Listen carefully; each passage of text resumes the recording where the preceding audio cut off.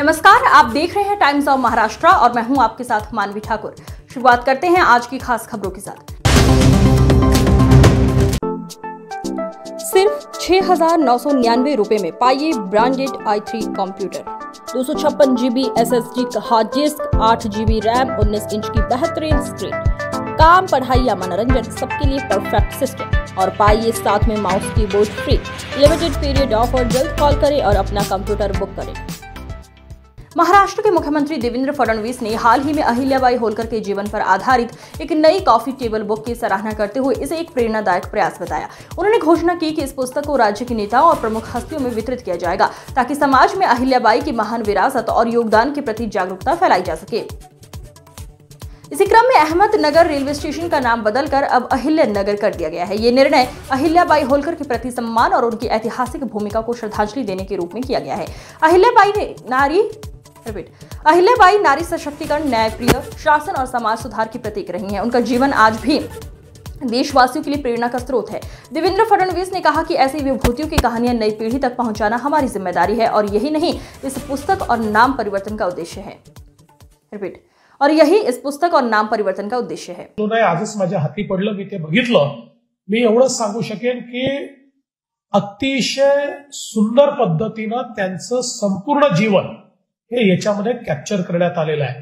हे अगदी त्यांच्या विवाहापासनं तर त्यांच्या 28 वर्षाच्या राज्यामध्ये त्यांनी केलेल्या कामांची जी विविध अंग आहेत, त्यांचं शौर्य आहे, त्यांची भक्ती आहे, त्यांनी वंचितांकरता केलेलं कार्य आहे, या सगळ्या गोष्टी खूप चांगल्या पद्धतीनं या कॉफी टेबल बुक मध्ये या ठिकाणी आपण कॅप्चर केलेल्या आहेत।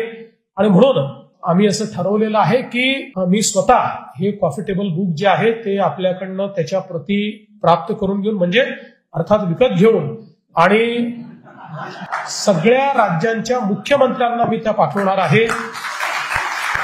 त्यासोबत मी हेही ठरवलं आहे की महाराष्ट्र आणि मध्य प्रदेशच्या सगळ्या कॅबिनेट मंत्र्यांना देखील मी या ठिकाणी हे पुस्तक पाठवणार आहे। आणि त्यासोबत काही मुंबईतल्या आणि महाराष्ट्रातल्या विविध क्षेत्रातले जे प्रॉमिनंट लोक आहेत त्यांनाही हे पुस्तक जे आहे मी पाठवणार आहे। कारण मला असं वाटतं की अहिल्या देवींबद्दलची माहिती ही सर्वांना पोचली पाहिजे।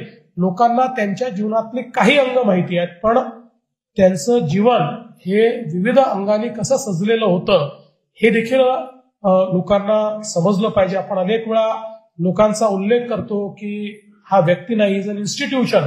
तशा प्रकारची एक इन्स्टिट्यूशन म्हणून आपण अहिल्या देवींकडे पाहू शकतो। आणि म्हणूनच आम्ही देखील आपल्याला कल्पना आहे की ज्या जिल्ह्यामध्ये पुण्यश्लोक अहिल्या देवींचा जन्म झाला त्याचं नाव अहमदनगर होतं, पण आता त्याचं नाव अहिल्यानगर आपण केलेलं आहे।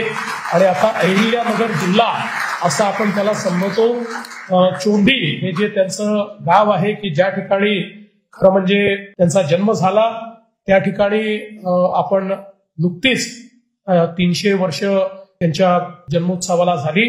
त्या निमित्ताने कॅबिनेटची बैठक घेतली आणि त्या बैठकीमध्ये आपण एक निर्णय केला की महाराष्ट्रातले जे प्रमुख सगळे ज्योतिर्लिंग आहेत आणि पंढरपूर सारखं आपलं देवस्थान आहे यांचा जीर्णोद्धार करण्याचे जे आराखडे आहेत आपण ते त्याच्यामध्ये मंजूर केले। त्यांनी तयार केलेल्या ज्या काही बावड्या होत्या, तलाव होते, त्याच्या पुनरुत्थानाचा कार्यक्रम आपण हातामध्ये घेतला। आणि त्यासोबत महिला सक्षमीकरणाचे अनेक निर्णय हे आपण त्या कॅबिनेटच्या माध्यमातून घेतले आणि पूर्ण वर्षभर हा कार्यक्रम चालला पाहिजे। आणि यासोबत एक अजून खूप महत्वाचा निर्णय आम्ही घेतलेला आहे, तो म्हणजे एक अतिशय चांगला कमर्शियल चित्रपट हा अहिल्या देवींच्या जीवनावर तयार करायचा। कारण चित्रपट देखील एक असं माध्यम आहे की ज्यातलं अधिकाधिक तरुणाईपर्यंत आपण अहिल्या देवींना त्या ठिकाणी पोहोचवू शकतो, त्यांचं कार्य, त्यांचं शौर्य आपण पोहोचवू शकतो। त्यामुळे तोही प्रयत्न आपला निश्चितपणे असणार आहे। आणि म्हणून आजच्या या प्रसंगी या संपूर्ण टीमचं मी अतिशय मनापासून अभिनंदन करतो। अतिशय सुंदर अशा प्रकारचं पुस्तक आपण तयार केलंय, सगळा इतिहास सुंदरपणे मांडलेला आहे, त्यातली चित्र अतिशय चांगली आहेत, अतिशय संग्रहणीय ठेवण्यालायक हे पुस्तक आहे। आणि म्हणून आपल्यालाही सर्वांना माझी विनंती आहे की हे पुस्तक आपण सर्वांनी आपल्या संग्रही ठेवावं आणि आपल्याकडे जी काही नवीन पिढी आहे त्या आपल्या घरच्या नवीन पिढीला हे पुस्तक भेट स्वरूपात आपण द्यावं अशा प्रकारची आपल्या सर्वांना विनंती करतो.